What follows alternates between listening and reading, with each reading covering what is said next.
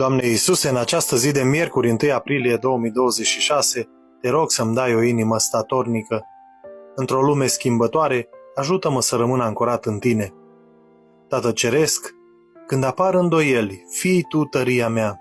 Când apar încercări, fii Tu pacea mea.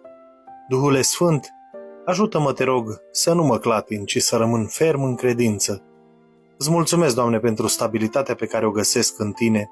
El nu se teme de vești rele, ci inima lui este tare, încrezătoare în Domnul, spunea psalmistul în Psalmul 112, versetul 7.